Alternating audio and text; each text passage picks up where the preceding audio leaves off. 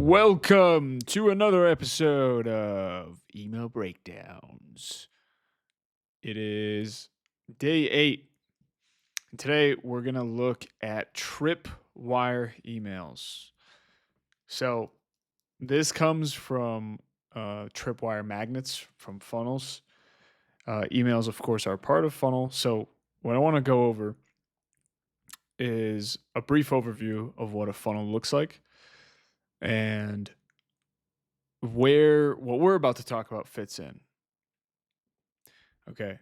So awareness is where obviously your content would go, your paid ads would go. Any way for them to discover who you are, for you to get their attention, you have to get their awareness. And for you to be able to get their attention, that's the first stage of the funnel, right? So that's what we're looking at right here. Paid ads, a lot of the time, right? You're on YouTube, you're on Facebook, you see a sponsored ad right there. That's the top of the funnel, right? Organic content.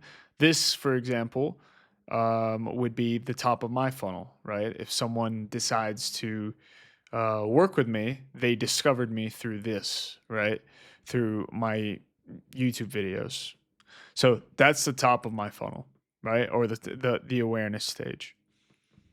The middle is going to be your email marketing mainly, right? And this is a very high level view. Like there are definitely variations, but the middle is going to be your email marketing. So that's why email is so powerful. It's the middle of your funnel. It's where you nurture, you educate, you entertain.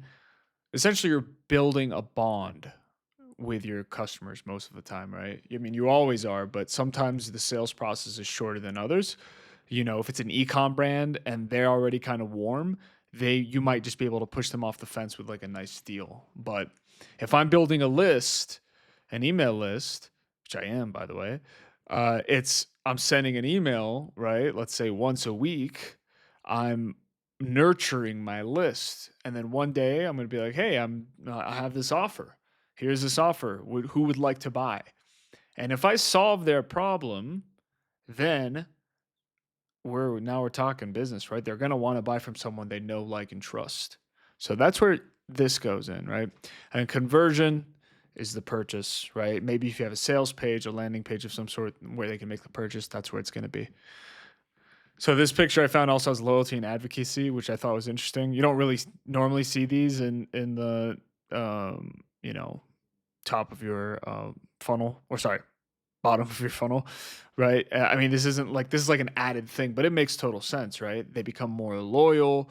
And then start to advocate and tell people, and word of mouth. That's when it's like your marketing goes on fire. Like my best clients have definitely been through word of mouth. So that's when someone likes my service so much that they're like, "Hey, this guy does this.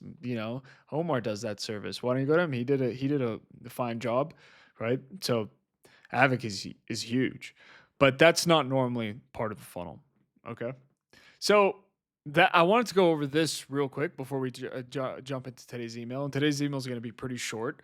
So we're going to look at Tripwire emails, which kind of have an interesting place in the funnel. Thereafter, you got their email, right? You've gotten their awareness, as you can see my cursor here, and they're in the consideration phase. But what a Tripwire is, it's a very low cost product. Sometimes it's even free, but it's a Tripwire, and it comes from it's just been known in marketing. I don't know if this guy Ryan Deiss, whose email we'll look at, made it up, but he's known for this. But a tripwire magnet. So in real life, this will help paint the picture. Like you walk by a store, Express or whatever, you're at the mall. Who goes to the mall nowadays? But if you do, you'll sometimes see like a box outside, and it'll be like, "Hey, $7 for a belt."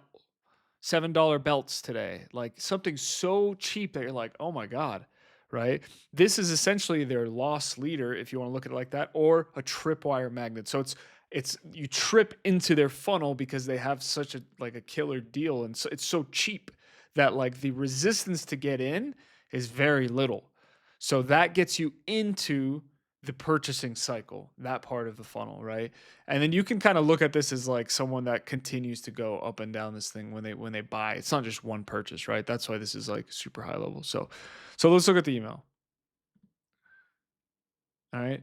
So there are two versions here. I'm just gonna kind of go to one of them because it's the same copywriter and he's kind of like essentially branded, this literally the same exact formula, and it's just a tripwire email. So we're just gonna focus on one today because it's the same thing. It's just when you have something that works, you can do it for multiple brands, and that's what this copywriter did.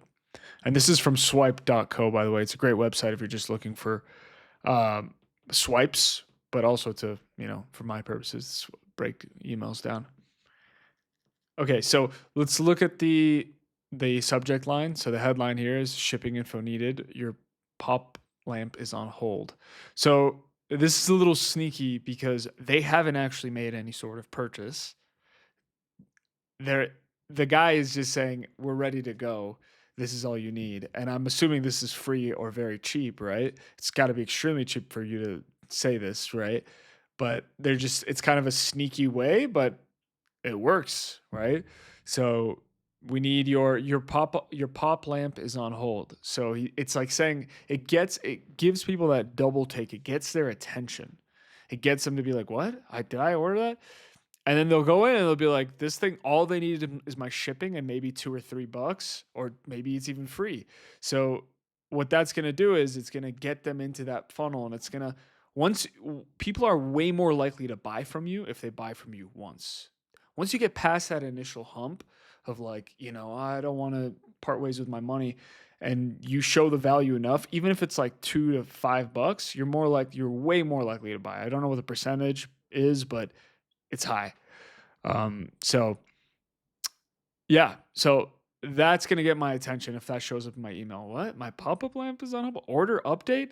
So, sneaky, but clearly it works if he's doing it for multiple brands. So, dear Mike, the pop lamp is almost gone. If you didn't catch my last couple of emails about this incredible survival light, so right away, urgency, right? Scarcity. It's almost gone. If you didn't catch my last couple of emails about this incredible survival light, click here to see exactly what it can do. So this is kind of like a pattern interrupt too. A little bit of copy, click the light to see what I'm talking about, right? You're going to want to click. I kind of want to see what this video is about. I'm clicking on it, right? You're going to want to see what's, behind that curtain, and this is a good example of image doing you a service, right? And sometimes copy doesn't need images or visuals, but if you have the space for it and if it makes sense, it's assisting the copy right now. The copy there, it's kind of like the yin and yang. They're assisting each other. The copy's helping the photo, and the photo's helping the copy. So what that's going to do is increase the click-through rate. So this is an incredibly bright, all-weather, double action light, and right now it's yours free. But if you want to grab one, you need to hurry, right? There's that urgency, right? At the very end. Oh, so that's the trip part. It's completely free. So he's not even charging you for anything. He's saying the features and the benefits are, it's incredibly light, double action light, and right now it's yours free. So that's the tripwire.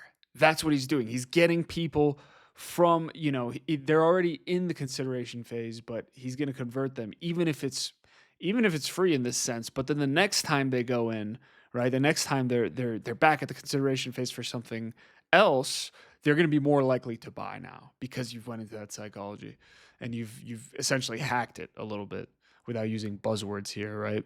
So that's how that works. So there's CTA. Remember, we're all in this together,